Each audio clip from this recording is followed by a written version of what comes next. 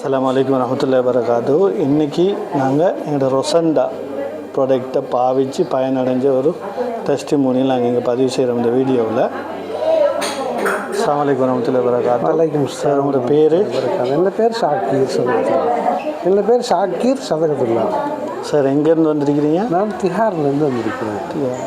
Sir, இந்த வருத்தம் வந்து எவ்வளோ காலம், என்ன வருத்தம் வந்துச்சு ஆரம்பத்தில்?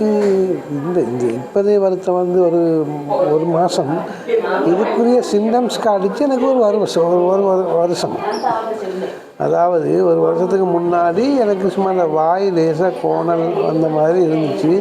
அப்போது ஒய்ஃப் வந்து ஆயுர்வேதம் படிச்சுட்டு இனி அதனால் அவள் இந்த வாயை கொஞ்சம் மசாஜ் பண்ணி விட்டான்னா சுகமாயிட்டு.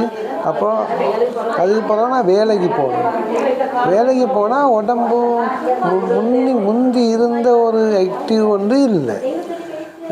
எப்படின்னு சொன்னால், இப்போ வேலை செஞ்சால் குயிக்காக டயர்ட் ஆகிடும்.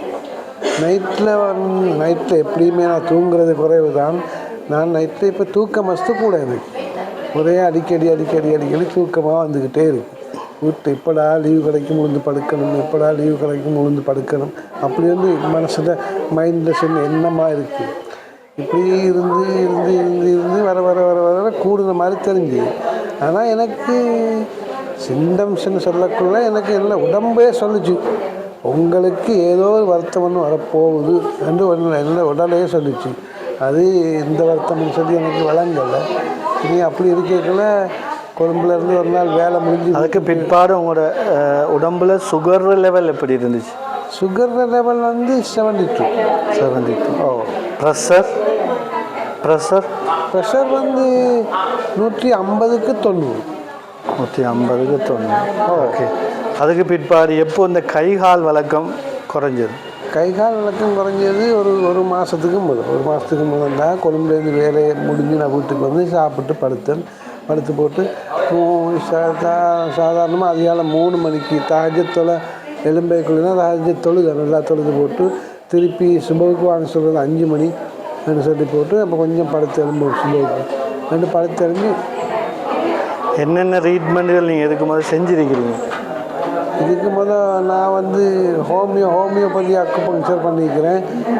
மற்றது இப்போ தான் ஃபஸ்ட் டைம் ஆயுர்வேதம் பண்ணேன். ஓகே. இந்த ரொசண்டான்ற ப்ராடக்ட் உங்களுக்கு அறிமுகப்படுத்தினது